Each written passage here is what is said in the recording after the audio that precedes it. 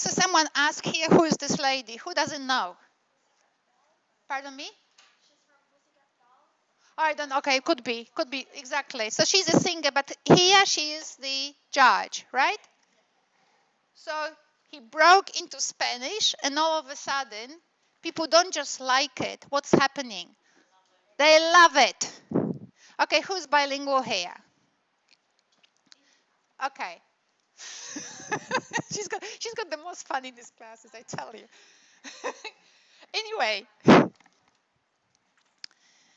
Anyway, so what happens if you actually are overseas or somewhere and someone all of a sudden breaks into your language? You go like, oh my God, I'm at home. Now, it's really difficult for people from Australia to actually understand that they don't speak English. It's really, I fool people quite well. I don't understand English. I always process it. After 30 years, I don't feel it. I feel it sort of, but I don't feel it. I couldn't give this lecture in Polish, but I feel Polish.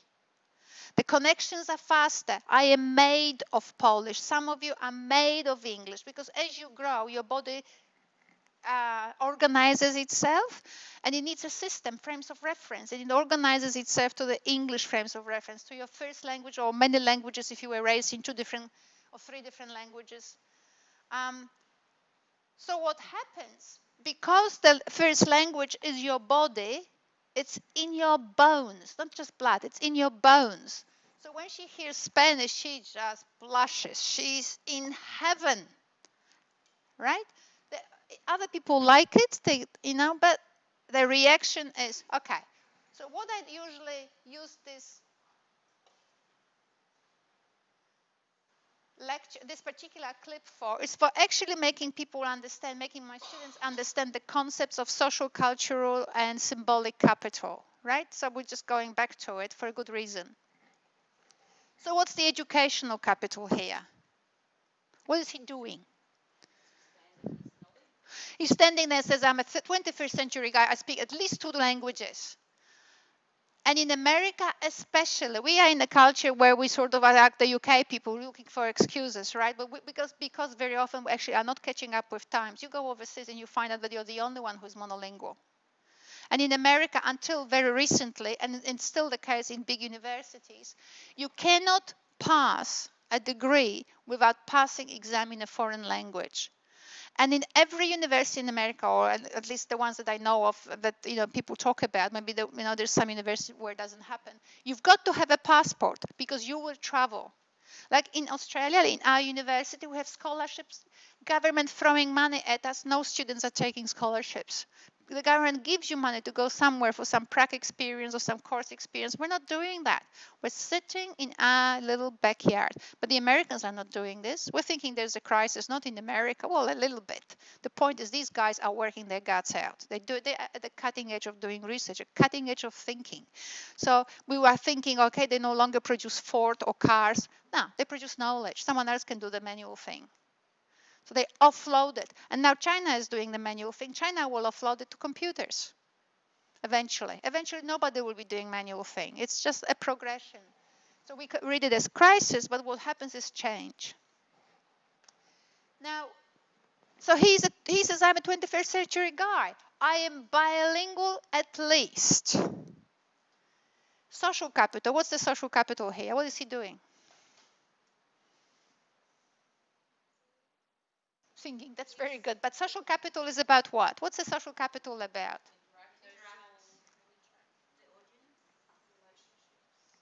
Relationships. Interact is a good word. Relationships. Everything in this world is about relationships. Frames of reference are about relationships. Connection and disconnection is about relationships. So that's another one of those words that if you're an academic, you use the word frames of reference, and the other one is relationships. And another one is diversity, and another one is on an informed basis. And that's your vocabulary. You use those 5 expressions in your home and house. All right. Social capital is about building relationships. So he's not just accident. I mean, I'm making it up. I could be wrong. But the way I see it as an intellectual, so he is not, in my view, just singing Spanish because he feels like it, because someone maybe, relates to someone, to the original singer. What he's doing, he's connecting two nations together, the Anglo and the Latin. So he sings in English and he sings in Spanish. He connects two kinds of people in one song. I'm a 21st century guy, I can do it. Right? How much you can do? So you don't learn skills in order to actually pass the school or whatever. You actually do to manipulate people, to get your way. And what does he want? He needs audience on his side. So he gave them, to the people with blonde hair, he gave them some English. To the people with dark hair, he gave them Spanish. And he has them all on his side. They're all over chairs and they're all happy and they're crying, right? Everything he wanted to achieve, he got it. What's the symbolic capital? Why are they actually crying? Not just because it's their language and it's in their bones. What's the symbolic capital? What do you think? Symbolic, it's something like values, like what message is he actually passing across? Oh my God, that girl again. What did you say, India? Did you say you were? No, me. Yeah. Nationality. Yeah. Well, my mom it's like seven nationalities. Like, it reminds me of my ex-husband. That's pretty good. So they're the same thing, So she said that it's all about love. It is about love, but actually now love has many ways of talking about it. So how can we actually? So what's the symbolic capital here? What is he doing? He brought Spanish and English together. What is he doing? It's reaching out to all. And what's symbolic capital of it? What is he getting out of it? So he connected two nations, and what's the symbolic capital?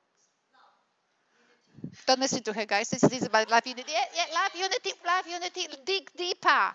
Dig deeper. What do you know about America, guys? Have you ever seen that continent? This is on the map. Have you actually heard about what's happening in the States? Have you ever heard that Latins were actually under human beings? They were treated badly.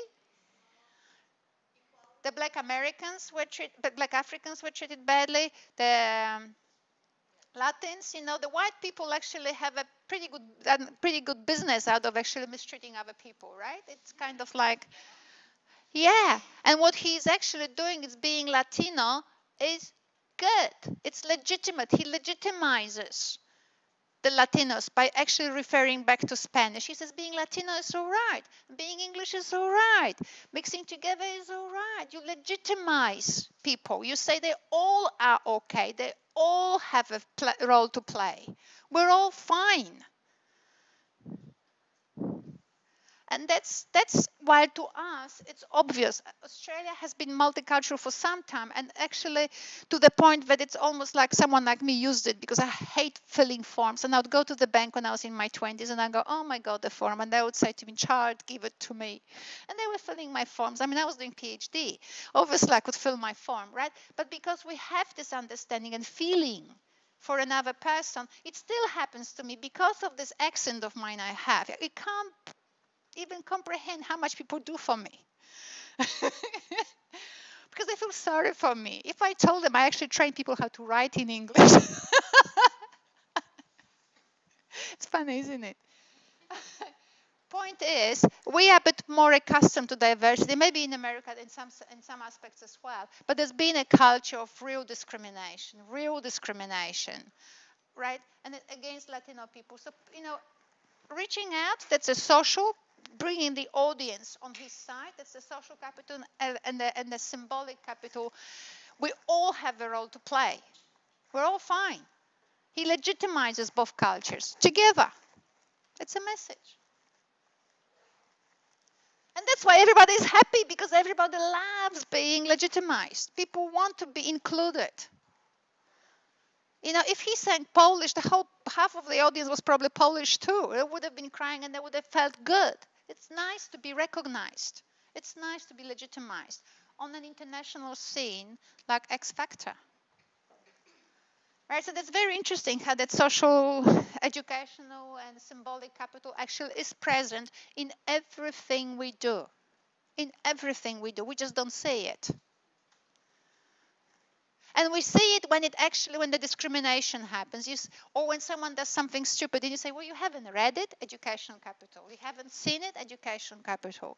Why did you just talk to these people on the side, but not to people here? Some lecturers have a tendency to just talk to one person, right? And it's very easy to do that. So you're actually not connecting people together. Social capital, how are you actually drawing on people's strengths? And symbolic capital, where everybody counts. And you as a lecturer have to reach out to everybody, right? So we continuously do that. We just don't analyze it. Why do you think I want you to actually break everything? I'm breaking the text about the devil and Toby. I'm breaking this act of singing into social, cultural, and educational capital. Why do you think I'm doing these things? Any guesses? We need to critically think. So if we're in a situation to put all these things together. Right. And how do you put all these things together? So what is it that I'm giving you? When I give you these terms, that was one good thing she said other than love, right? Normally we just hear love. Okay, so what are these things I give you? The capital, what did I give you? Frames of reference, selecting consciously, manipulating people, or selecting according to your purpose. What are these things I give you? What are they? If you were to think critically, what is it that you need to think critically? Tools. You need tools. So concepts, let's think of concepts as tools, because are you going? Yeah. Okay. So the tools are basically there so that then we can actually, when we design a resource and we want children or students to actually learn to read, we need to have ourselves tools that we actually, we think we have a map how to actually understand how the curriculum works. We have some tools. We then think how to fit those tools and build a resource supporting students' learning, right, in terms of the curriculum and in terms of the understandings that we believe will actually enhance students' actually penetration of the text. So we need to first understand that you can penetrate the text. So then we give children those tools to penetrate the text so that then we produce a support for students to read. And look how much discussion, how many things we compared and contrast. We weren't just looking at one text. Now we looked at I didn't do it here because I just don't have the tools for it, or the conditions, or not do I want to do it because I can only commit this much time of mine. But we looked into American history. We could have actually looked at the cases of how Latinos have been treated. How actually speaking, like in Australia, there was time that people didn't like other people to speak another language. The same in America. I don't know how they did that, but a lot of behaviors which were ethnic behaviors or different community behaviors were discouraged. Right? And so we could have looked into it. We could have looked how actually it's been difficult for Americans to find themselves, that they didn't just allow migrants to come to America because they needed labor. What they have is a diverse society, and they have to learn to live with it. You cannot build on the basis of reading one book. You cannot build by looking at the same thing all the time. If the culture is stagnated and doesn't converse with other culture, the culture doesn't grow. So the idea that it would be that the eternal dream of people, if we only stayed the same, we would not stay, we would die. It's important to have interactions. It's just like with genes. If you continuously marry within your own family, sooner or later that's sort of gonna end. Right? So we need a mix. We need to bring things into a mix.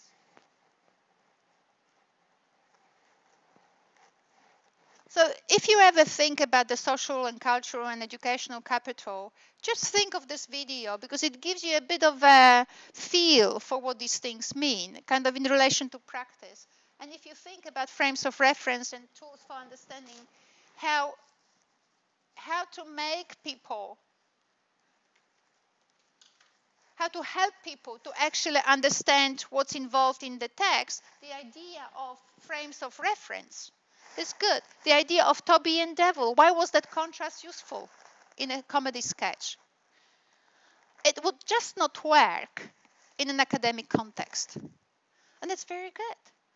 It's very good because when we actually learn how in some assignments, people say to me, we will make children do posters. We will show them. I mean, often they don't even show the children the poster. It's very often I just do the poster. And I'm thinking like, you have a concept of the poster because you're 30 or 50.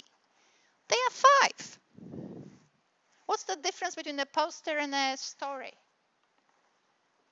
And something else, and buying a tram ticket or something. I mean, what's the difference? And so on.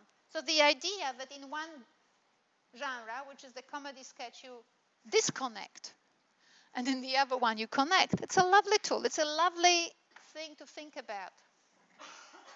So these are our tools. Now, last week, is this working? No, because it's not the computer. Okay, last week, remember, we did this thing, which looked horrific to you, but it's, to me, it looks increasingly clearer. Mind you, if you're struggling, I have only designed it in February, so you can see that I can understand that everybody is struggling with it, but it's not too bad.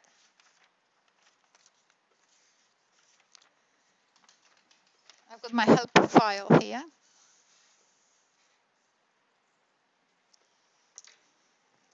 So we're trying now to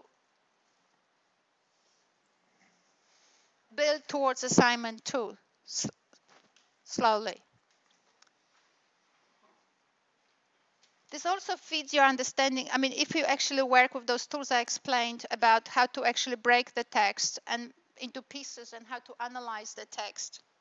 And the idea that we don't actually read, text is never read. What we do, we bring our frames of reference, right? We actually always link up with other things. So that helps you also when you actually talk about literacy and you talk about your experiences in schools, your literacy experiences in schools as a student or maybe as a student or pre-service teacher on a prac. You can actually see how that's actually considered in the schools in which you are or in which you have attended yourself as a student.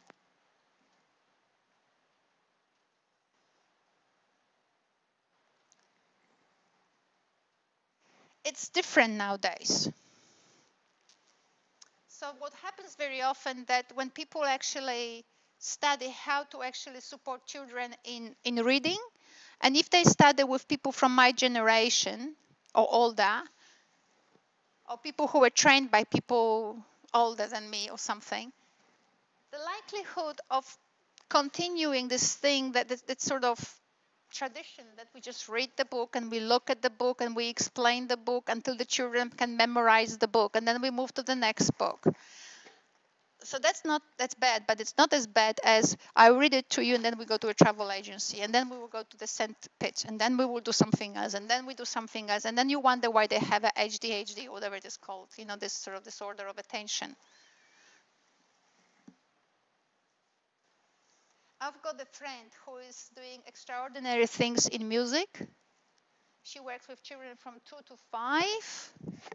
She teaches them to read music. I told you about it.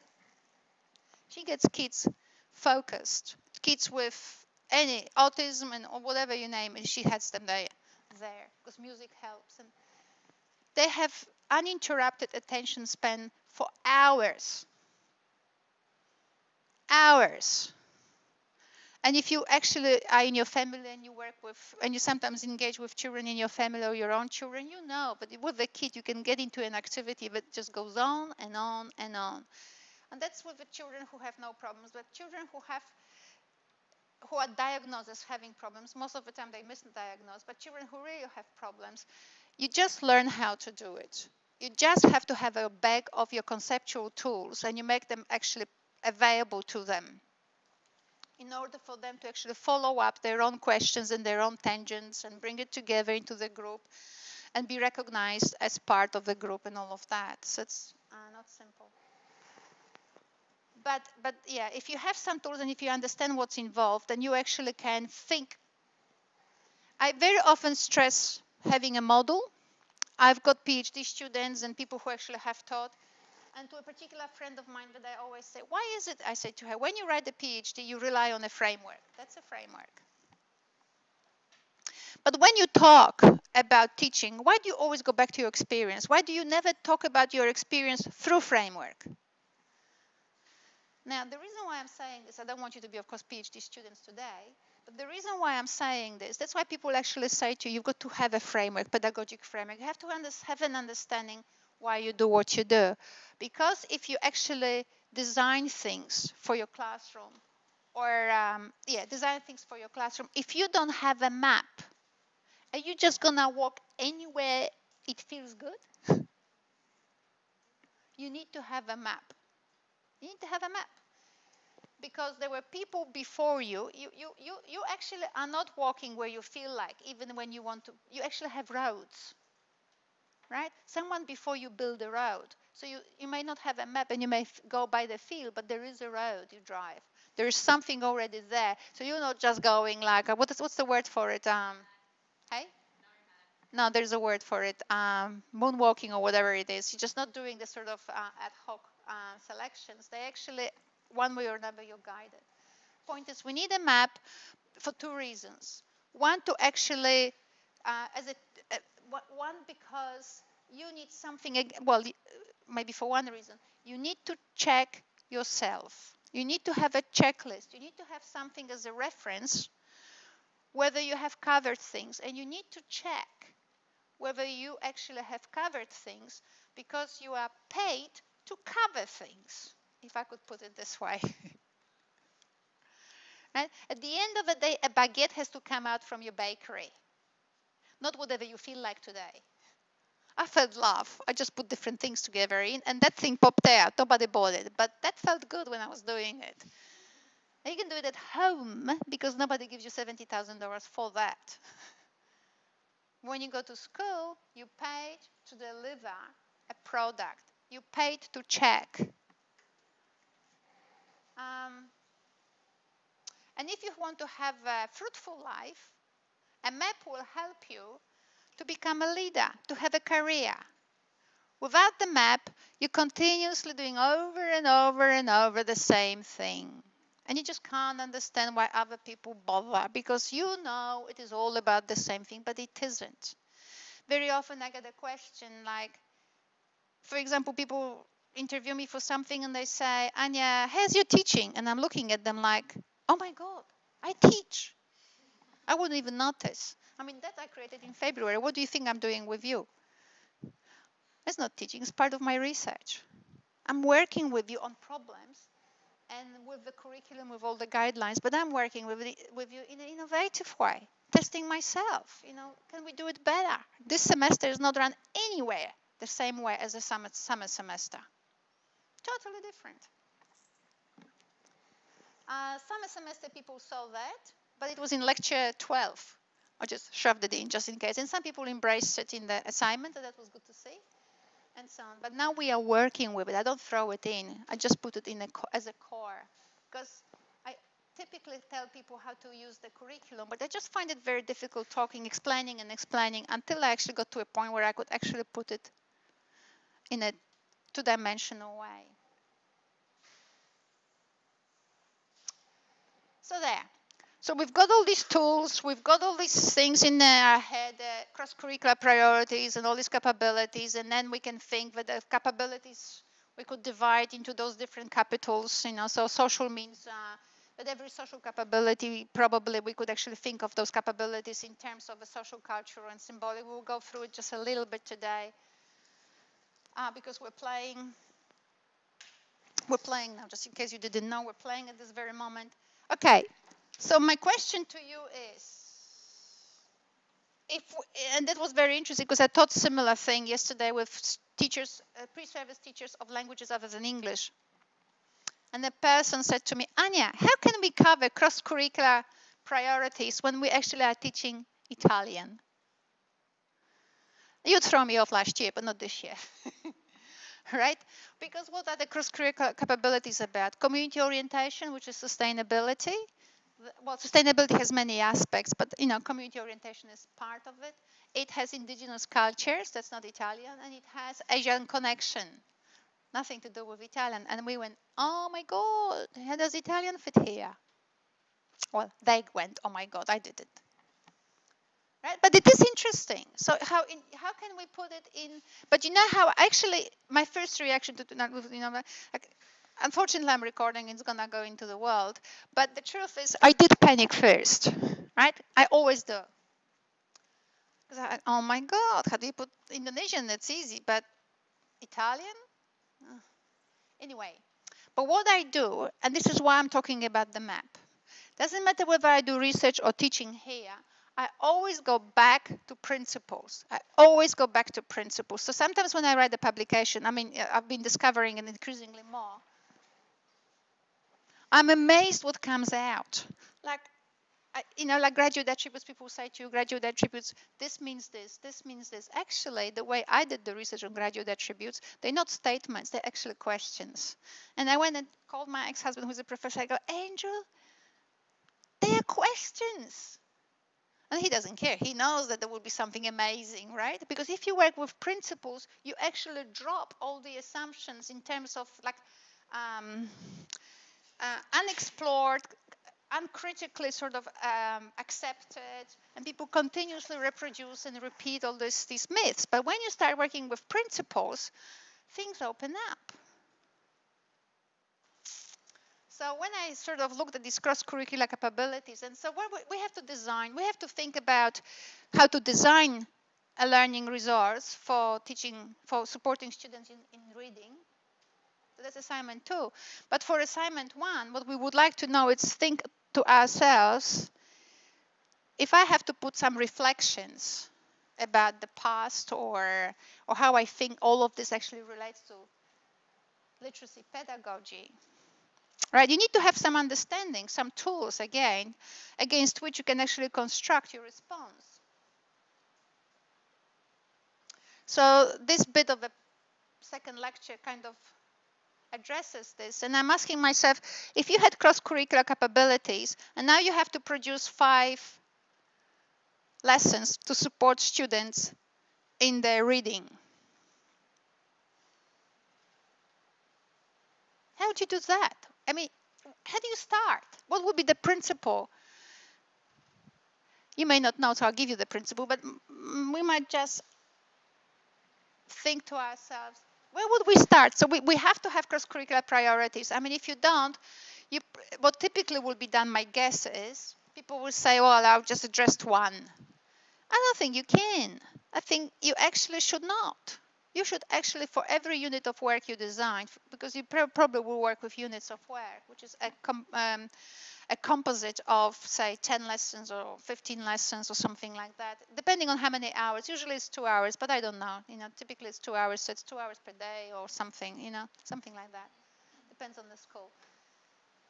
So you've got like 5 lessons or 10 lessons or something of 2 hours each until something happens. So if you are designing this, or if you are evaluating what is happening currently in schools and evaluating your own thoughts about literacy pedagogy, you've got these curricular priorities. So how do you actually start designing? How do you start thinking about designing a learning experience?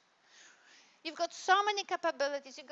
Typically people say to me, Ania, you can't cover them all. Well, I don't know. I'm not thinking that at this very second. And you can see that now we are talking we're talking all modules at once. I need to make it clear, because however we design will depend on the map we use. And then the map is the terms of our assessment, right? You can't assess what you didn't actually teach, right? So you need to have a very clear map, what you integrated in your unit of work, how you expected students to work with it, and these will be your assessment criteria. It's as simple as this. There's no magic to assessment. There's only magic to assessment when you actually don't understand what you're doing. Then it's a drama. And then we have these grids, and then we tell children how bad they are, how good they are, and then we start creating their ego. Children grow to believe that they are incapable or capable, depending whether we see them as pleasing us. So we've got so many things to think about. What do you know about pedagogy today? Maybe you don't, maybe whatever. You probably have heard some terms. If you have so many things to actually consider, What's the principle? What's the principle that you would lean on? Even if you don't know what's the answer, you know where to start. Any ideas? If you were to create a lesson to teach children how to say hello or how to read hello, that's easy. But that's jolly phonics. That's why people love jolly phonics, because it gives you lesson by lesson. You don't have to think. You do stupid things, but you know what to expect. Stupid things afterwards, right?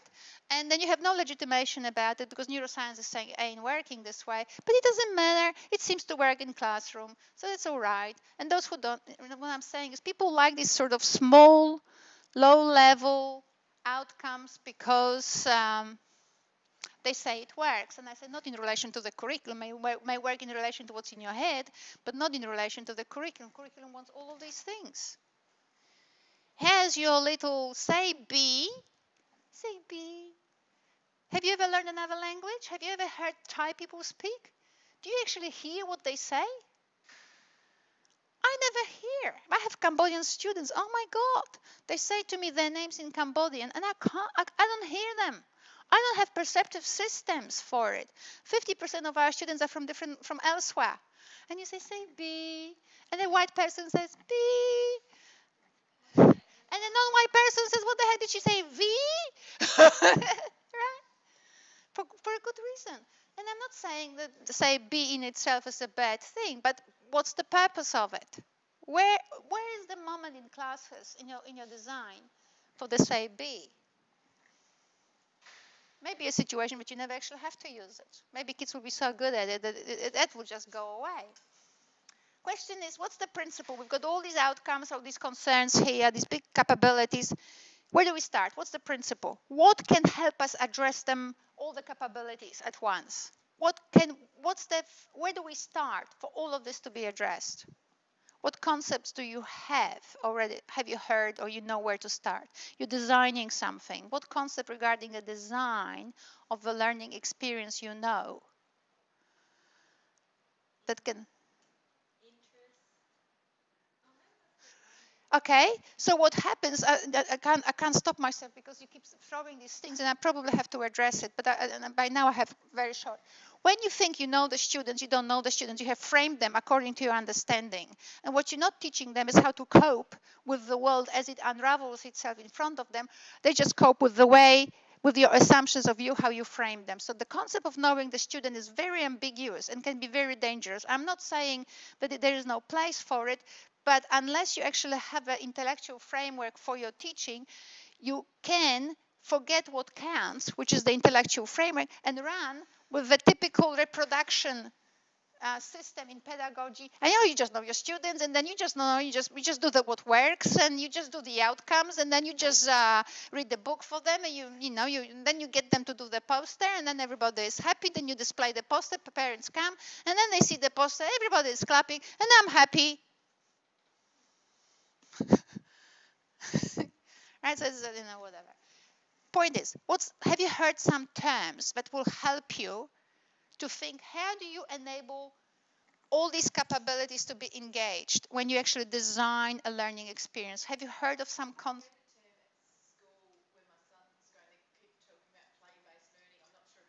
Okay, it's you ask them what's play, right? I did it to researchers because people said to me, Ania, in your lecture there was no one word about play, and I said, but what is play? Of course, everything in my lecture was about play. I just don't use the word because I don't use ambiguous words. So I asked the person who is my person I know, and I said, so what is play?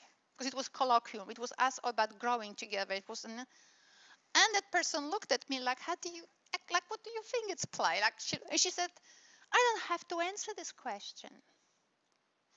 And I, of course, because it was a colloquium somewhere in Australia, I didn't, it wasn't a lecture with students. So I said, well, if you can't define it, then I don't know how to respond.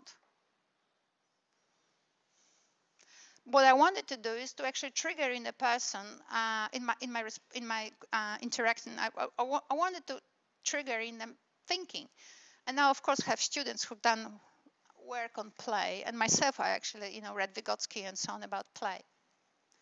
Play is not an innocent word. It comes from Vygotsky, and Vygotsky is not innocent either.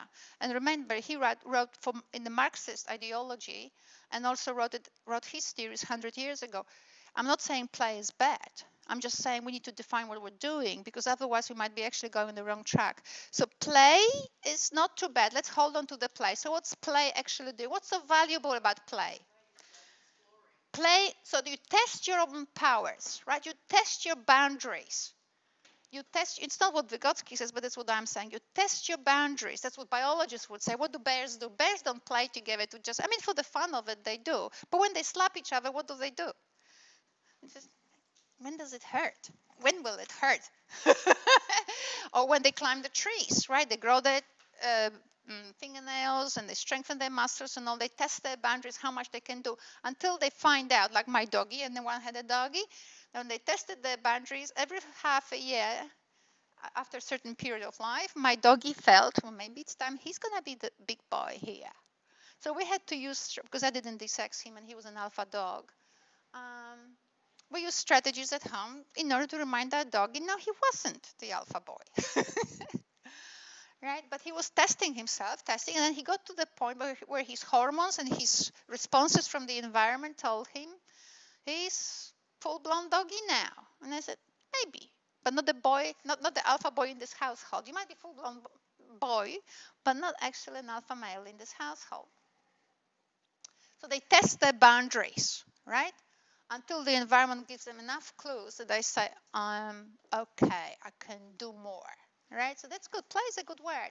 So what does play? Let's work with the system in a constructive way with this term. So what is play? Is play something like, let's read this book? It's fun, and what else it is? It's big. It's a big activity.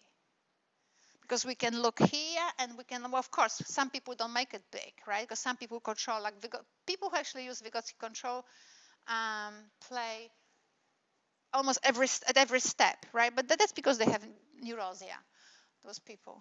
There's an entire school in America committed to that thing, school of thought and school of practice, actually. But we can work with play constructively. So I'm thinking global. In order to have so many skills involved, I need a big activity, right? Because a little activity doesn't, if I say B, you say B, that's it. That's the end. And you didn't really show me your ethical understanding here. You just coped with me. You just showed me your obedience, right? But we didn't cover intercultural. We didn't cover any of those. You didn't show me much of your education. You just said B, right? So if I do this, say B, don't say B, you say love. But, right, if I do something small, like, what's this word? And you say, Mom, and that's okay. So say M. How many letters does it have? Right? We don't cover all of that. It's kind of still low level, right? So in order to have all these capabilities integrated in some sort of learning experience, I need to start with something big. Play is a good word. But there are better words. There are better words. And you probably yourselves would have heard, I use different words, but you would have heard of things like, I was going to write my own word here, but I use. You probably have heard of things like rich tasks. Have you ever heard of those? No? Rich tasks. I use the French from the French pedagogy from pedagogy of teaching French language. I use them, basically we use macro task. Okay? Big tasks. Why do we use play or big tasks? What do they do? What's the difference? Well, you have to engage different capability, different range of skills and different types of knowledge to actually do it. Right? If you bake a cake, because I'm not saying baking a cake is like if you were to throw out a party, you have to think of many things. What people eat, how to prepare it for different people, and who will be here, how many people will be here, where will I do it, and all of that. There's lots of things involved, right? So big tasks call upon many skills. And therefore different types of knowledge that needs to be engaged in order for these things to actually go smoothly or well. Can we think of some big tasks? You know, from your so, okay, assignment 1, and then I'll go to assignment 2. So first sentence is assignment 1. Have you seen big tasks done or macro tasks done in classrooms either to you or to other children? Can you think of examples? Because you will have to comment in your assignment 1 on pedagogy of literacy, what you have seen or what you have experienced. Have you seen macro tasks? Or is it just say B? Like a task that over a few weeks.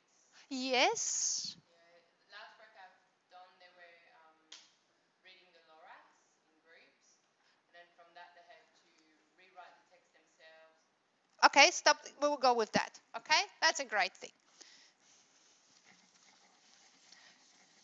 What were they reading? The Lorax. What the heck is that? Yeah. That? What's Lorax? I mean, it's a book, right? So again, we had the pedagogy of, straight away you can see that, right? So we were reading, yeah. So we were reading Lorax. So what's that? What's Lorax? It's Dr. Seuss story. Oh, Dr. Seuss story. Okay, I got that. So it was one story. Yeah, So that was, how many days or hours or weeks did the task go for? the whole thing. Yeah. For 4 or 5 weeks. 5 weeks, 4 to 5 weeks. Great. So that's a plus. I give it a tick. For Lorax, I'm not quite sure yet. Okay, so they were reading Lorax. Do you know what that means, to read a Lorax? What did that involve? What, they were doing group work around it first? What does that mean? They were in group work. So what does that mean?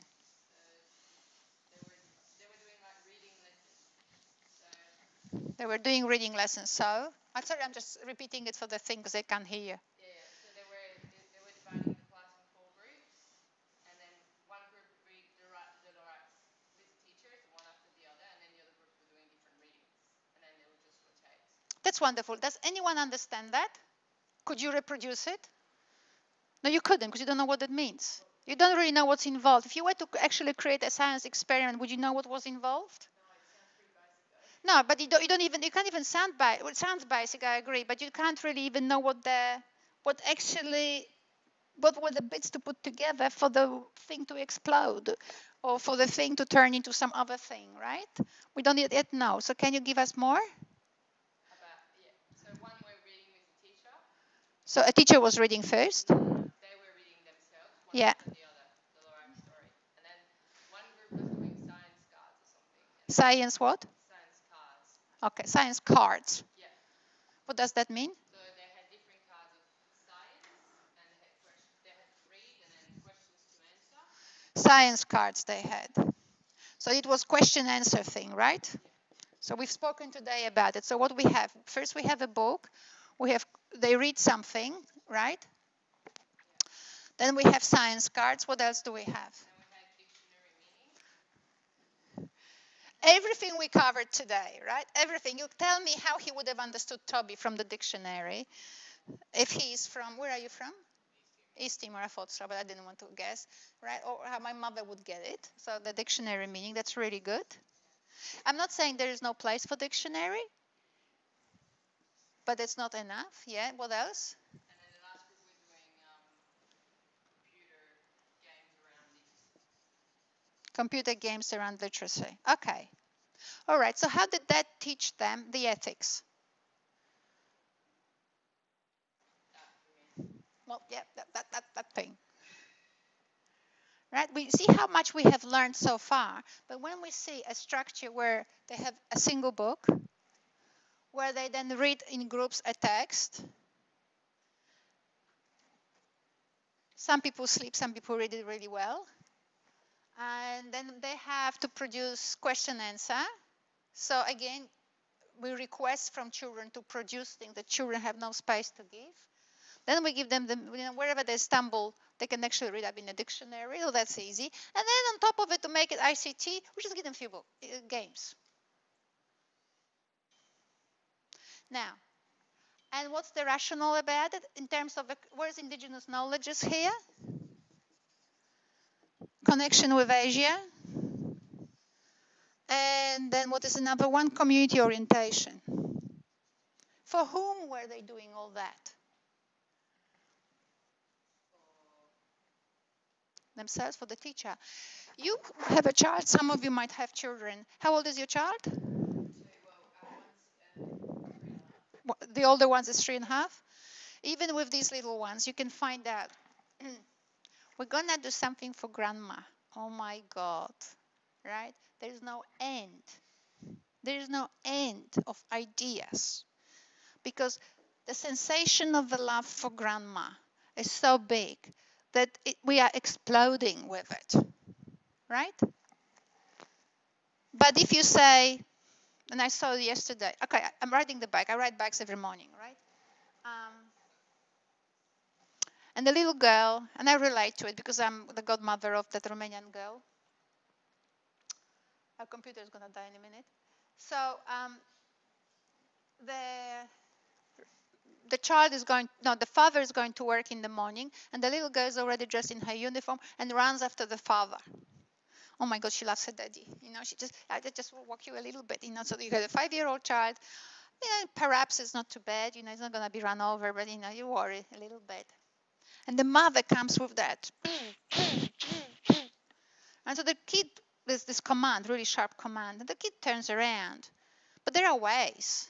There are ways the kid is giving to daddy, you know, loves her daddy. But if you request and you tell them and whatever, so this child, and if you work with 5-year-old children, 5-year-old children just came from the spirit. They still have wings, they're still little angels, they have little hearts, they still function in their little flowery world, you know. And all of a sudden there's this, do this, answer this, do. They're not like that. They still, you know, love to smell the roses and take time and all of that. So things like requesting children to do things, they want to give. They have so much love. They love everyone. The kids don't know that other people are evil. My dog loved everybody. And my dog would have gone with anyone. People thought that I wasn't a good enough mommy for my dog. My dog loved everybody. You want me, I go with you. You know, one day this woman comes to me, I have to close the thing. And she's, you know, so basically my point here is when we think of designing and when we think how people design it, we need to actually use the tools we've learned so far to think critically about how much was covered, how much was addressed from the curriculum, and how much actually consideration with student-centeredness and things generated by the students, coming out of the students, coming also for community orientation, to cover community orientation aspect, for people, with people, rather than just going through the motion. I just have to close this